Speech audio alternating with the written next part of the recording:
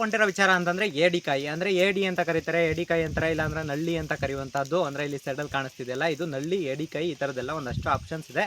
But ಇದೆಲ್ಲ ಕರೀತಾರೆ ಅಂದ್ರೆ ಹಳ್ಳಿಗಳ ಕಡೆ ನೀರು ಹಾಯ್ಸೋಕೆ ಹೋದಾಗ, ಇಲ್ಲ ಅಂತಂದ್ರೆ ನೀರಿರೋ ಕಡೆ, ಕೊಚ್ಚೆ ನೀರೋ ಕಡೆ ಜಾಸ್ತಿ ಪ್ರಮಾಣದಲ್ಲಿ ಕಾಣಿಸ್ಕೊಳ್ಳೋದು ಈ ಥರದ ನಳ್ಳಿ ಅಂತಂದರೆ ಏಡಿಕಾಯಿ ಅಥವಾ ನಳ್ಳಿ ಅಂತ ಕರಿತೀವಿ. ಇವೆರಡು ಇರ್ತವೆ. ಅಂತಂದರೆ ಇದರಲ್ಲಿ ಎರಡು ಥರ ಇರುತ್ತೆ. ಅಂದರೆ ಇದ್ರ ಬಗ್ಗೆ ಕೆಲವ್ರು ತಿಳ್ಕೊಂಡಿರ್ತಾರೆ, ಕೆಲವ್ರು ತಿಳ್ಕೊಂಡಿರೋದಲ್ಲ. ಅಂದರೆ ಸಿಟಿಗಳ ಕಡೆ ಹೆಂಗಪ್ಪ ಅಂತಂದರೆ ಹೋಯ್ತಾ ಇರ್ತೀರಾ, ಎಲ್ಲರೂ ದಾರಿ ಮಧ್ಯೆ ಮಾರ್ತಾ ಇರ್ತಾರೆ, ಇದು ತೊಗೊಂಡೋಗಿ ಸಾರು ಮಾಡ್ಕೊಂಡು ತಿಂತೀರಾ, ಇಲ್ಲ ಗೊಜ್ಜು ಮಾಡ್ಕೊಂಡು ಅದು ಇದೋ ಮಾಡ್ಕೊಂಡು ತಿಂತೀರಾ. ಅದ್ರ ಬಗ್ಗೆ ನಮ್ಗೆ ಯಾಕೆ ತಲೆ ಕೆಡ್ಸ್ಕೋಬೇಕು, ಮುಂದಿನ ವಿಚಾರ ಹೇಳ್ಬಿಡ್ತೀನಿ ಕೇಳ್ಕೊಳ್ರಿ.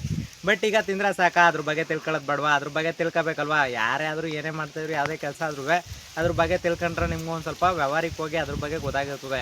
ಅದಕ್ಕೋಸ್ಕರ ಹೇಳ್ತಾ ಇರೋದು. ಇವಾಗ ಏನಪ್ಪ ಅಂತಂದರೆ ಏಡಿ ಬದುಕೋದು ಎಷ್ಟು ವರ್ಷ ಅಂತಂದರೆ ಅದರಲ್ಲಿ ಎರಡು ರೀತಿ ಇರ್ತವೆ. ಒಂದು ಸಮುದ್ರ ಏಡಿ, ಒಂದು ಸಿಹಿ ನೀರಿನ ಏಡಿ ಅಂತ ಬರುತ್ತೆ.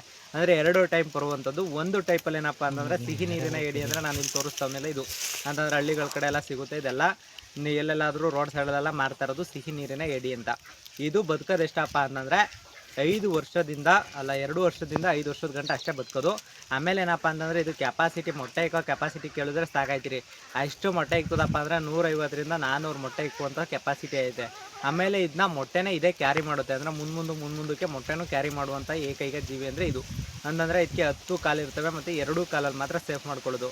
10 ಕಾಲು ಎಲ್ಲಿರ್ತವೆ ಅಂತ ತುಂಬ ಜನ ಕೇಳ್ಬೋದು. ಬಟ್ ದಶಾವಾದಿ ಅಂತ ಕರೀತಾರೆ ಇದನ್ನ.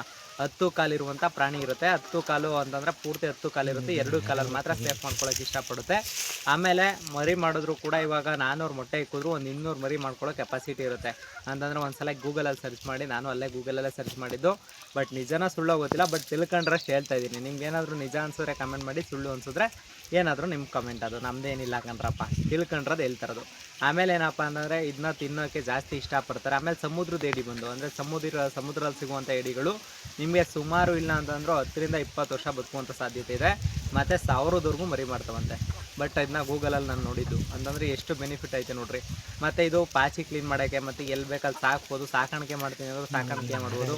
ಇದನ್ನು ಧಾರವಾಡ ಸೈಡು ಆ ಕಡೆ ಈ ಕಡೆ ಸೈಡಲ್ಲಿ ಜಾಸ್ತಿ ಸಾಕಾಣಿಕೆನೂ ಕೂಡ ಮೀನು ಜೊತೆ ಸಾಕಾಣಿಕೆ ಮಾಡ್ತಾರಂತೆ.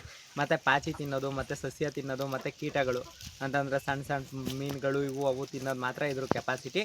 ಮತ್ತು ಇದು ಇಷ್ಟು ಬೆನಿಫಿಟ್ ಇದ್ದೇ ಇರ್ತದೆ.